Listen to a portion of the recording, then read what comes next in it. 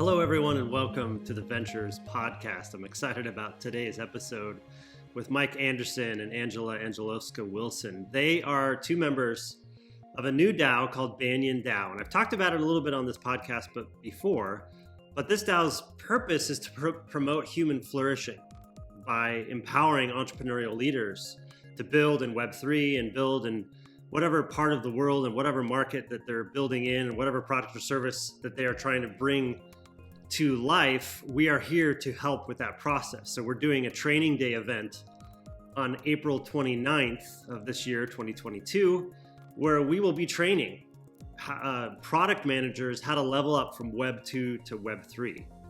And so this has been a culmination of a number of different efforts. And so I'm excited about this conversation today because we dive into three big topics in DAOs. We talk about governance, we talk about legal, and we talk about incentives. These are the three big proverbial elephants in the room when it comes to all things DAOs.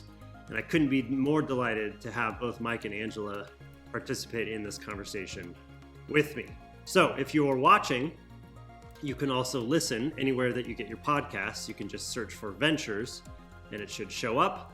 And if you're listening, you can also watch by visiting wclittle.com. And there you'll see more extensive show notes and links to the different things that we talk about today. So with that, please enjoy this episode with Mike and Angela.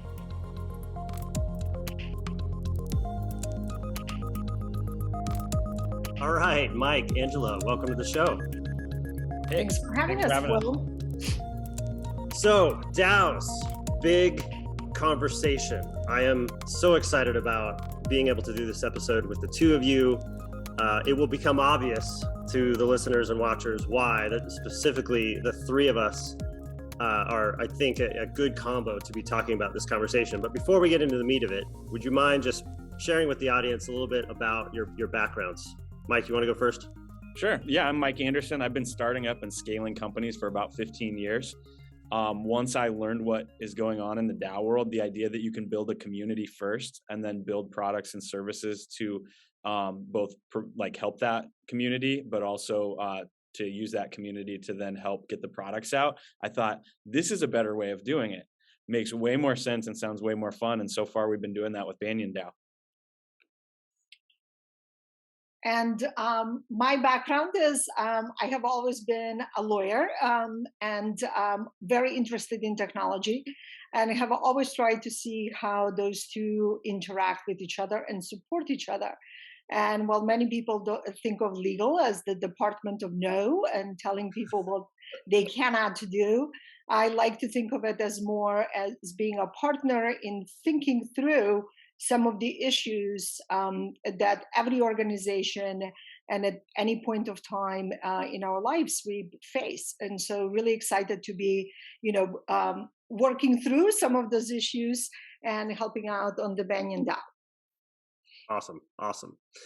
So welcome. The big three topics that I want to get, these are enormous topics, but at least in our limited time that we have for this episode, I wanted to talk about specifically governance, specifically legal, and specifically incentives.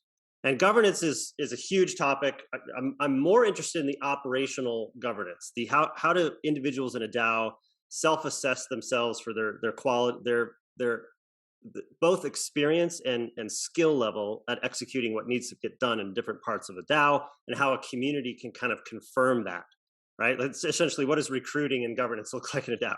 And the second one is, this is what no lack of conversation on tax and legal and jurisdiction and how to bridge appropriately with different governance structures and institutions out there. And then the third one with regard to incentives, more than just economic incentives, there's other types of incentives. And so I'm looking forward to ask some questions about that. Maybe before we get to the three, Mike, would you mind just sharing a little bit about what we've done thus far with BanyanDAO? Because this episode will be released right when we're sort of launching on chain with our DAO. Yeah, sure. So at the end of 2021, we got a group of product managers together in a Discord channel. We got somewhere I think around 100 folks just starting to talk this through. And starting right at the beginning of the year, we put together a plan, and we call this a preseason plan because we have to kind of put all of the things that we're doing into a bucket so we can think about it as one thing, because we have 100 people trying to coordinate with no past history, nobody's the boss. We got to figure out what to do. So strategically, what we thought is, hey, let's put an event on the calendar in April. And then let's work back from what we'll need to do to get 100 people to collaborate to get to that event. And so we broke it into 3 projects. Basically, we said, like, one group's got to create and promote an event. Another group's got to put together the DAO legal structure, technical structure, and think through all of that side of things. And then another group has to think, how are we going to collaborate? How are we actually going to get all these people aligned and going in one direction? And so we're about 8 weeks in at this point in time. We have something like 5 or 6 teams, some of them project-based teams, and some of them working on things like onboarding new members. And so we're working through, like, we're hitting walls. And as we hit walls, we're thinking, how do we do this better? And we're learning really fast. We actually have an organization in 8 weeks, which is pretty unique. All right. So yeah, and Angela, you and I have had some really great conversations the last 4 or 5 months or so about just how you're approaching the DAO space, given your background and experience. I'm curious, could you clue us into how you're thinking about it just in general strokes before we get into the specifics here? Sure. So, I mean, the way that I think about DAOs, obviously, is through legal lenses. And I always think about, how does this new structure, this new, entity accomplish the goals and the ideals of Web3? How do we change things from being, a pyramid structure where, the organization is taking instructions from somebody on top and it's kind of, flowing down? How do we think about, different ways of unleashing creativity, especially in large organizations?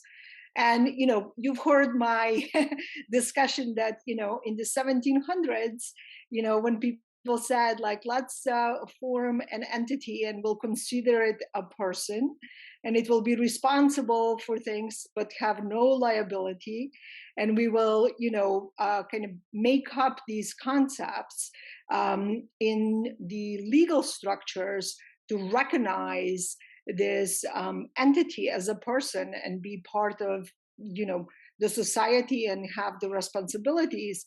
Well, it sounds very much like some of the things that we are thinking through on the DAO side. And again, you've heard me many times say that I think that one of the biggest inventions of the Industrial Revolution is not just the mechanization of the various industries, but actually the legal and the societal changes that took part of that, as to be able to form a corporation that was able to pull capital like never before, and to really embark on that innovation journey that has helped us kind of flourish for many, many years now. So big picture, what excites me about DAOs, and I know I'm not alone in this, is that it unlocks this very passionate excitement for building with a community of people toward a vision that you want to see happen in the world. And we're seeing more and more of these communities form, but having the big conversations, the big question marks about governance, about legal, and about incentives. And so what a lot of groups have been doing is to just start, right? We've seen a lot of people throw tokens out there, invent token models, just start and say, we'll figure out the legal later. Maybe people, 2, 3, 4, 5 years ago could get away with that. What is marking BanyanDAO as distinct is that from the get-go, while there's definitely no certainty anywhere, like basically anything, we're trying to be as smart and as compliant. I know those are 2 very difficult words, but we're trying to approach that in a way that is thoughtful, and that opens up, I think, a new roadmap that I think BanyanDAO is at least part of community of DAOs that are now trying to develop this roadmap so that others can think about how to do this in a way that would be as compliant as possible in different jurisdictions. So getting into the very first one then, in terms of operational governance, Mike, you have been in front row seat into what's, getting 100 plus 150 people to think about how to coordinate. What's that experience been like? Like, how have you been approaching it these past number of months with BanyanDAO? Yeah, so when you start out, it seems kind of easy, right? Because you're like, oh, I got 100 smart people. We should be able to do this. But then all of a sudden people start stepping on each other's toes. They start, like not knowing what to do. And so what became really clear early on is that you need to have leadership, but you don't want that leadership to be top down and controlling, right? Like if you think about a traditional company, it starts small and money is usually the scarce resource, which leads to people being a scarce resource. People aren't a scarce resource in a DAO. So you're not starting out from this small controlled pyramid that you slowly build out as you can afford to. You're starting out with just this rush of people. I put a thing on my LinkedIn and all of a sudden I think we got like 30 of my, contacts or my contacts coming in. Right, and I'm like, oh, I don't have a place to put you right now. And so what we've had to do is put a process in place where we actually meet people. So I have an open meeting on my calendar where I get to meet them, understand who they are. And then we're starting to form teams. And within a team, we want to make sure that the team understands we have at least one leader. Everybody should be a leader, right? But like we have at least one person making sure it happens. That team needs to put together what their outputs are going to be, their goals, basically. Their goals if it's a project, their outputs if it's a process. And then they need to be able to start communicating well. So we're starting to build this cultural practice at a scale that usually would take most companies years to get to. We're there in a few months. And so it would be nice if we had thought more about this in advance, but I think we're actually moving pretty fast.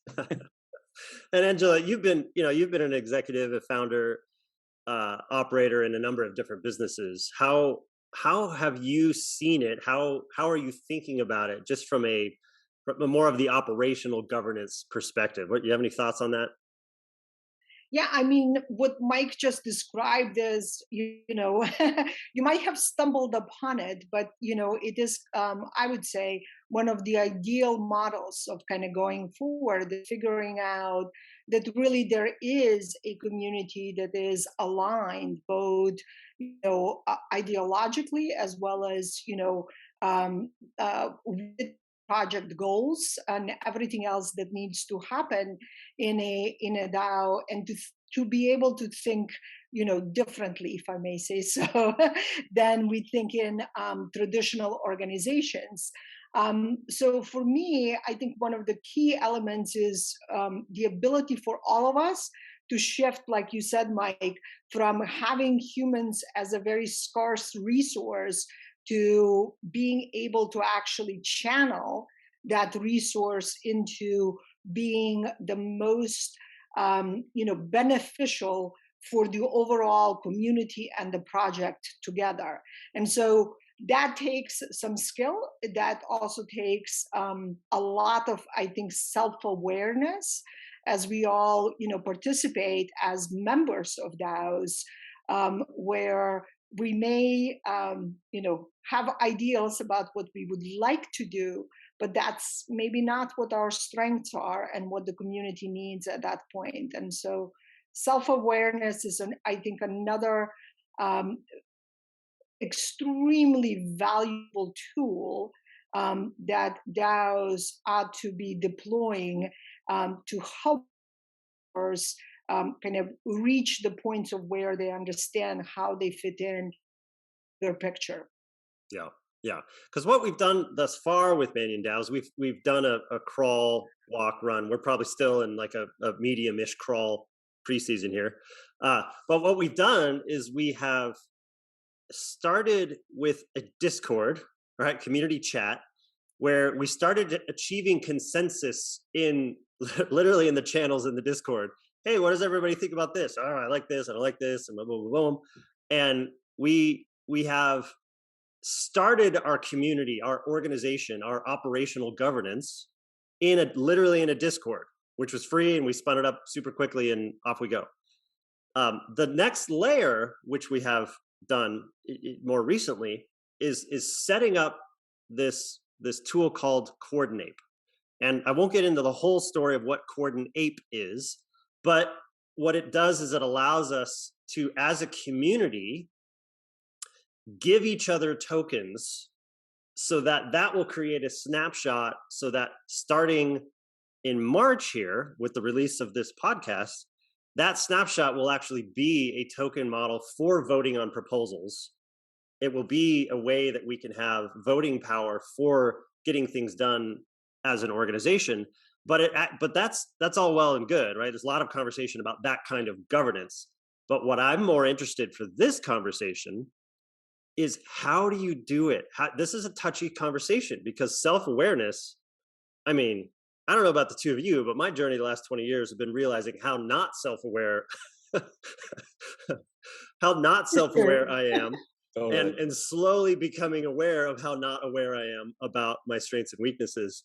So how do we encourage that kind of humility, self-assessment, when it's not like a common thing to be done, let alone how do we organize and form teams? Because really in BanyanDAO, like Mike, you've been calling a lot of the shots, but trying to establish that leadership and that team structure while trying to balance the diversity, equity, inclusion with sort of a quality level that we want to do, with how we want it, the vision we want to head toward, and how everybody's going to communicate. Like, that's not easy.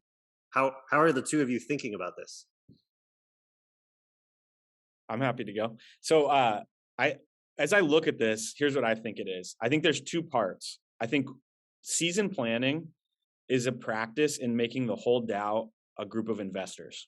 And if you think about the investment thesis as being the mission, right, that we're on, and hey, we need to get the collective minds to put together proposals for how we can get there, so that we can start to look at them and debate and decide what's our investment strategy. And I think inside that investment strategy is token models, how we incentivize, and also how we allocate. Because I think that we're going to have to do that during the planning stage, because I think incentivizing people after the fact is going to get real weird real quick. So if that investment rhythm is one part of it, the other part is how do we work in a completely decentralized leadership way.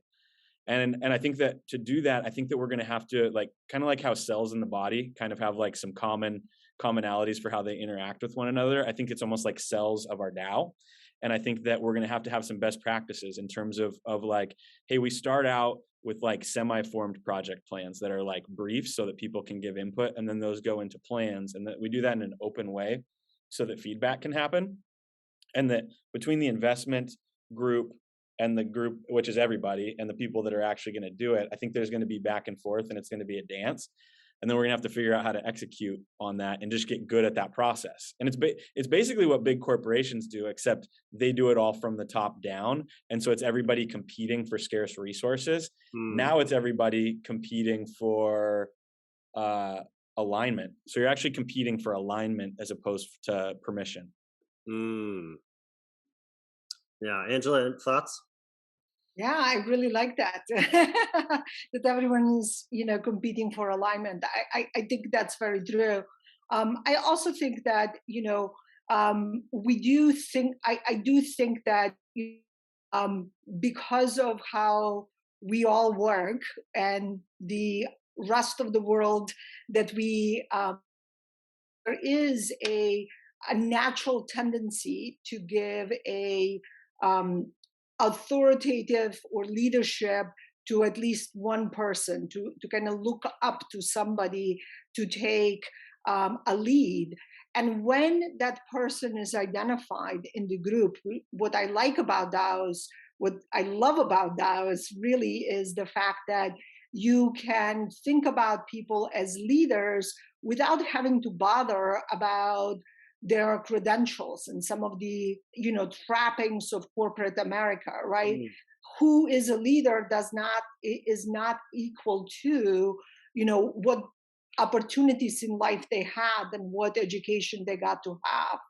And so thinking about leadership as more of a innate and natural trait to people, is to give them the ability to actually lead something, which is very empowering.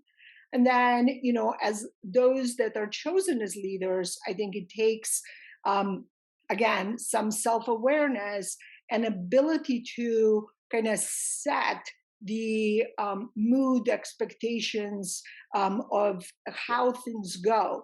Because I do think that, people look at and mimic in one way or another things that they see happening around them.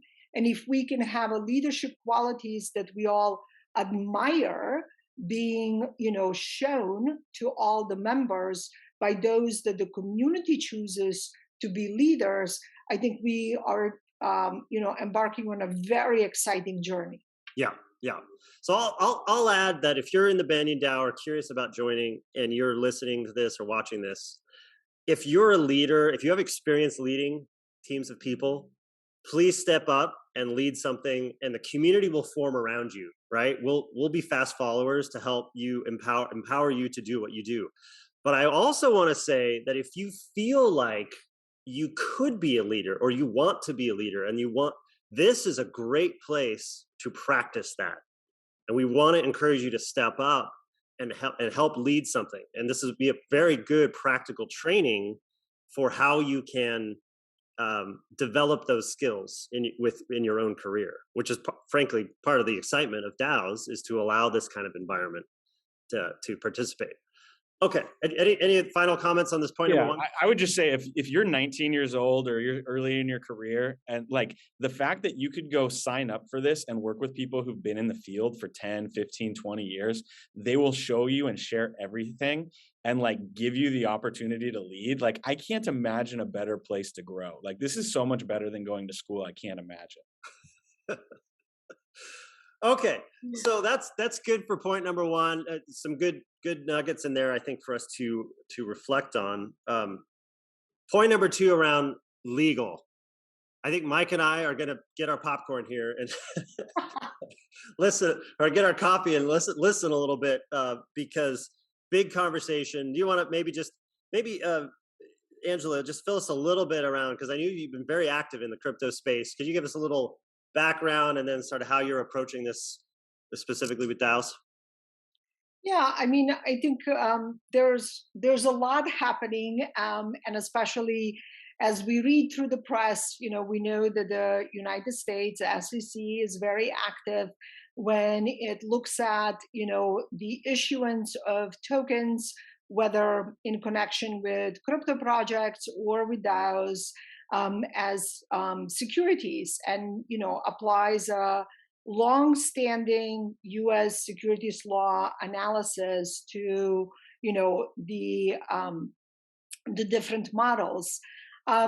One thing that I always like to remind people is that while the U.S. SEC is the loudest one in the room, and has been talking about this and trying to enforce its laws in various segments in the crypto space, the rest of the world also has securities laws, and those still do apply. And I think one of the biggest challenges that we have is the fact that this is a global phenomena. We think about organizations, even the companies that we think about, global companies, they really are a set of very local companies that are kind of put together into a holding company that is also, domiciled in one jurisdiction and responsible for compliance vis-a-vis that jurisdiction. And so the practical challenges that we have, and my partner Lewis Cohen probably has gotten, I'll say, the most right that I can think of anyone putting an analogy there, is that if today somebody invented a teleporting machine, right, and you were able to actually teleport people in different jurisdictions, all of a sudden, all of those borders, all of those passports, all of those things that we know that exist today would become moot, and it would be extremely challenging. Well, what we have with crypto is exactly that. We have now been able to kind of peel out all of those borders, all of those guardrails that have existed, and are now being challenged to how do we deal with in a new world where money, value, however you want to say it, is being transported without any considerations to laws, borders, or anything else that exists. And so when we think about the structures of the DAO, I think we really have to go back to first principles, right? Why are the laws that most jurisdictions have vis-a-vis securities there? Because of historical events that have taken place where the public was cheated out of their funds, the typical Ponzi schemes. And that's why we have the Securities Act. We think about what are kind of I'll call it those first principles, and then structuring the DAOs in a way that they don't violate those first principles, but actually allow people to think, as I like to say, we're not going to break anything, but maybe push the boundaries as much as we can in order to affect those changes that are necessary to operate in a world without borders and, in a world where you can do anything that you set your mind to. So when DAOs are, this is great, by the way, when DAOs are thinking about hiring counsel, legal counsel, what advice do you have for them as they are thinking about the process of having that kind of representation? Like what's the framework that you would guide people who are starting DAOs on this? Well, I mean, there are a lot of different considerations to have. So, the first one is going to be, is the DAO going to be incorporated or unincorporated type entity? Yeah. So you do not have to have a special legal form in order to band together and do things together. There are implications under existing laws for each one of the forms that are chosen. The next one, of course, is the jurisdiction and the structure. And it's amazing to think about that, a year and a half ago, very few people were talking about DAO organization. Now everyone's kind of thinking through these issues and talking through them. So jurisdictions do matter. But also, I would say, you can't just look at a jurisdiction of the entity, just like in traditional corporations, you look at where the activity is taking place, and you have to think through that. Another thing that not a lot of lawyers in the space spend time with this, but I think it's a very important from a lawyer's perspective is who exactly is your client? And, how are you receiving instructions as to, what you need to be doing for the DAO? And most importantly, one of the key areas that, we focus on is, how do you, in a model where transparency is paramount and super important to the community, how do you preserve an attorney-client privilege and some of the things that need to be preserved? Because at the end of the day, if there are issues, we will have to, for the time being at least, revert to the existing, court and judicial systems where these concepts are going to play a role. So lots of things to think about, but, I'd like to think that, there is a path forward to think creatively and to think in a way that makes the organization and those involved in the organization be compliant with the laws that apply. Yeah, no, that's good. And you sent me Alexandra Sim's PhD thesis over the holiday break, which was a good read. I'll put links in the show notes to it and my own my own summary of that. But she did a really great job just sort of outlining jurisdiction issues, dispute resolution, different types of DAOs. I guess the last question on this second point here then would be, there are all kinds of new legal structures being invented, and thank you, lawyers in general, you in particular, Angela, for helping to pave the way in the space, because we need that kind of innovation in the legal and compliance space very badly. But Wyoming, Vermont, others, I think, are inventing these new entities.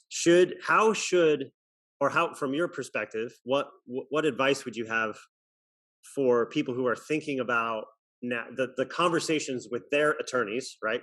Everybody get your own attorneys, but the conversation with their attorneys, how would you navigate this, the new entity that are being come up in these states? Well, I mean, the way that I like to think about it is, again, going back in history, when people proposed the corporation, we didn't solve all the issues related to corporations overnight. Like, the law was not crystal clear as to how certain things were going to work, right? Now we just say, oh, it's a C Corp in Delaware, and there's a default rules that come through it. But those rules were developed over a very long period of time. Similarly, when Wyoming passed their LLC law, lots of people don't know, LLCs were actually, invented in Wyoming. There were a lot of questions as to how does this work, and why would it be used, and all different things. And so when I look at again, the DAO laws in Wyoming, when I look at the cooperative laws in Colorado and all around the world, as people are thinking about the DAO structure, I really think about it from a purpose fit, right? What is the DAO trying to do? What are its main goals in the next, 6 months to a year, 2 years? And then, think about where are the key issues that you can expect to come up. One of them is always a liability, personal liability of the members that are part of the DAO vis-a-vis the DAO. And think through those issues and see which regulatory framework gives you the most comfort on those questions. You're never going to have all the questions answered. You're going to have to live with some risk, but welcome to entrepreneurship. And one of the things to also think about is, this is not set in stone. Many corporate forms are transformed as they grow or get smaller, or a typical example of this is, we think about companies that were private, then went public, then they're taken private. So there's various forms. There's complexities that happen with that, but it's not forever. So don't be thinking like 20 years from now, we want to do X. Think about it in a 1 year, 2 year lifespans. And as we progress, I think we will be getting a lot more legal clarities as we go. Yeah. No, that's good. And I think that leads us great into the final point. I know you got a jet pretty soon, so Mike and I can finish up the episode here. But for your thoughts on incentives, the thoughts on both financial and non-financial incentives, there's a lot of questions about people forming these DAOs. Will this governance token ever be worth more than a fraction of a penny? Will I have the ability to put a down payment on a house? Will I have the ability to, if I'm going to put my heart and soul into this DAO, will I have both economic upside and all the social upsides? How are you thinking about that and advice for people participating and starting DAOs? Yeah, I mean, again, I think I go back to first principles. Why are you doing this, right? And as people form DAOs, I think one of the things that, more than just, this is a scheme to make few people, rich. Think about the economic incentives longer term and think about the other incentives, and I think Mike, was right when he was saying, like, if you're 19-year-old, come join a DAO, work with people that have the experiences, get mentored, get to see how the sausage is made in an organization, and take those lessons that will make you a very, valuable member in both the Web3 as well as, the traditional corporate settings as we go through this transition. And I always think that for me, the incentives in a DAO are the bigger, more tangible incentives are the things that you receive that are not in the form of the economic token that can be used for speculation by others, but in the experiences, in the community, in the ability to do the things that you may never get a chance to do. Again, being a leader on something, because you, in the traditional world, you don't have the papers that are necessary or being required in order for you to even get the opportunity to show your leadership skills. Here, you can do it. And once you have been able to do it, I think there's a lot of benefits flow from that. And, I think just in the mission of the BanyanDAO, to really help, humankind flourish, I think that's really what this is about, right? This is about being able to take the best out of every person, allow them to contribute, and have, rewards of fruit of their hard work be ones that are attractive to them. And for different people, it will be different, incentives always. And we're collectively saying that maybe, no guarantees, but maybe at some point in the future, there will be more clarity in terms of how we can take this governance token or even these treasury tokens, and their value could increase. But we don't know, and we need more clarity. Is that essentially how you're thinking about advising, for information purposes only, how you're thinking about advising DAOs out there? Yeah, I mean, again, yes. In a short, answer, it would be yes. We think about the value of an organization as being, many different pieces, right? So, even in a traditional setting, and the same is true vis-a-vis a DAO. And the tokens may be a representation that we're looking at today. That may change in the future. We may be able to think of different incentive forms that are connected or not connected to the tokens. So I think we are just thinking about how do we collectively think about value and creating the right incentives for the community to do what it needs to do, and then again, reap the rewards, because we all do things for a number of different reasons. And, economics is very important. That's wonderful. So I know you need to go. Mike and I will wrap this up, but any final thoughts or ways that we can get a hold of you? Or feel free to keep it short if you got a jet. Well, I do have to go, and I am sorry I can't stay for the very end. Thank you for having me.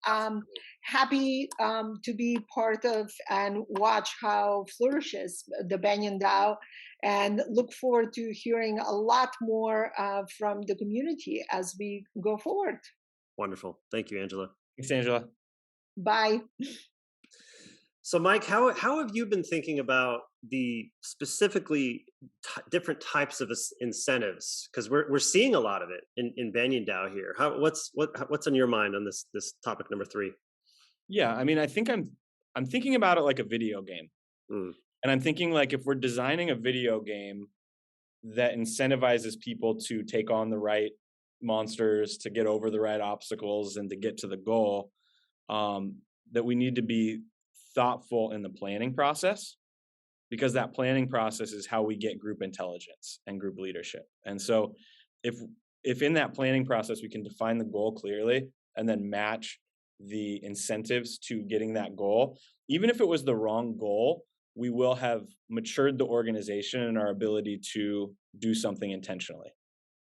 So that's the first thing, is how do you do something intentionally when it's not a boss saying do this or else, or here's your numbers, meet them, or you don't have a job. And so once we do that, I mean, already looking at the group, a lot of really smart people, and it invites more people to the table. So I think we're going to get really good at setting those goals too.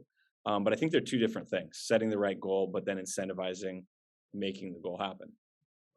Yeah, because in the early season here, right, just the nuts and bolts of what we're doing, and I mentioned this briefly before, but just to get a little bit more into it, is that with Coordinape, for every epoch moving forward, which we correspond with months in the calendar year, everyone's going to have 5,000 of these give tokens to give to anyone that they're working with, anyone that they see is creating value for BanyanDAO.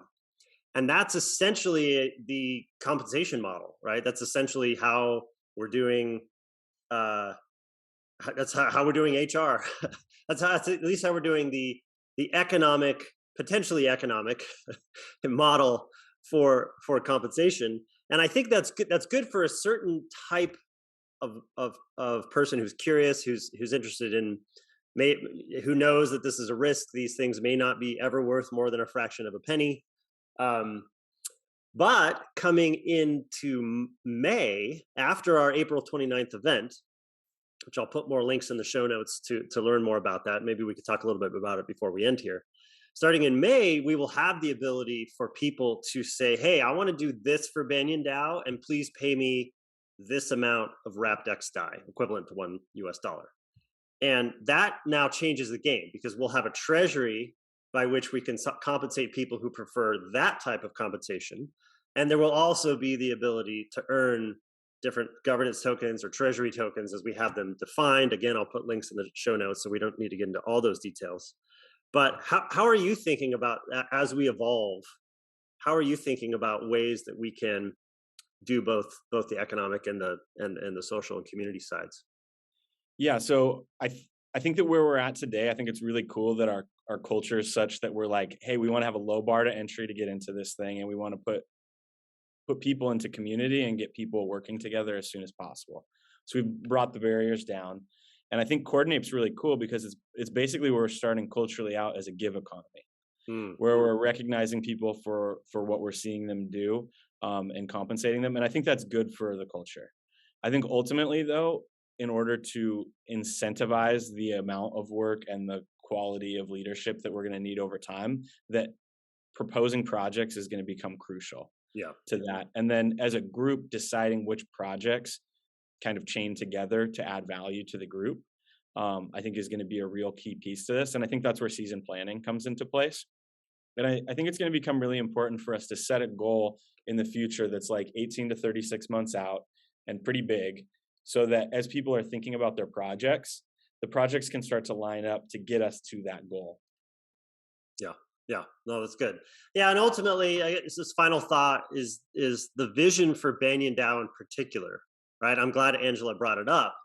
It's, we believe in human flourishing by empowering this community of entrepreneurial leaders. Obviously, Web3, crypto is, because it's the future of the internet, because it's unlocking these new capabilities, is going to be part of what we're doing. And this training day event we're doing on April 29th is going to be training Web3 product people. This is the architecture, the design, and the management of products in Web3, which I suspect we'll do more of these training days in the future.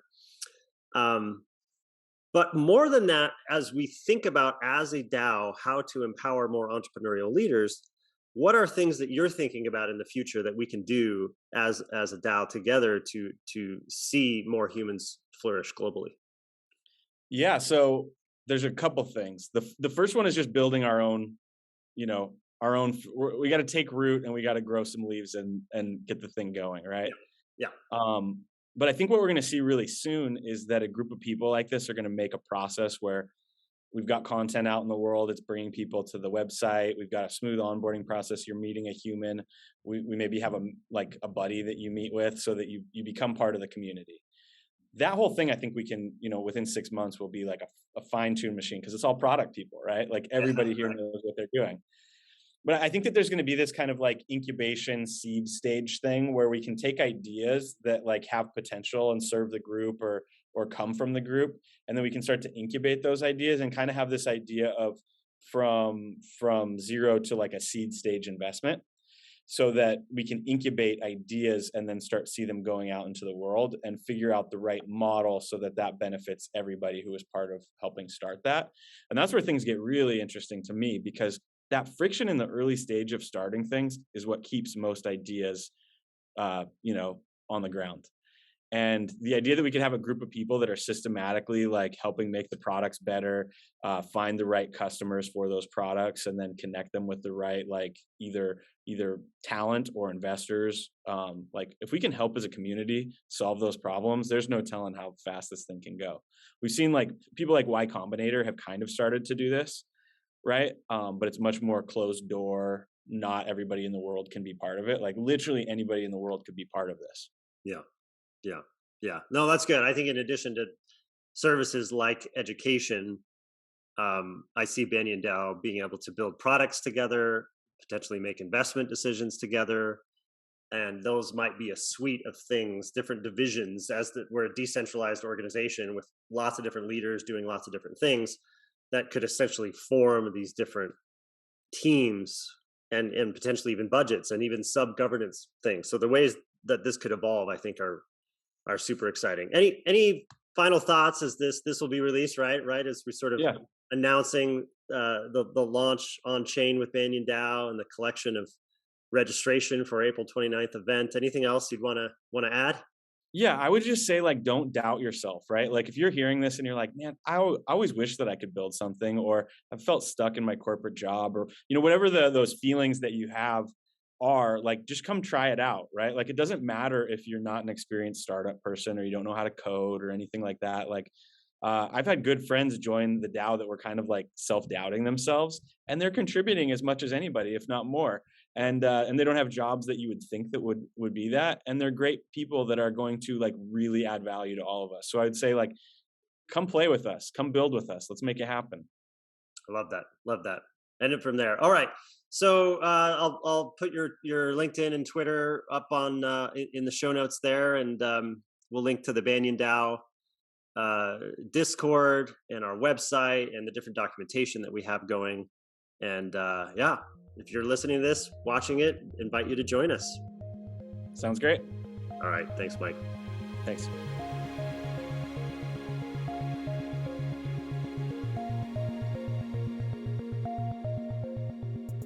All right, a couple quick things before you go. Number one, I have a general newsletter where I write about technology and startups and health science and teaching people to code. And I write about a variety of different subjects that we talk about on this show. So if you go to wclittle.com, there you'll be able to subscribe, and you'll also be able to subscribe to particular topics. If you're just interested in one or a few of them, you'll be notified right when I publish new content in those areas.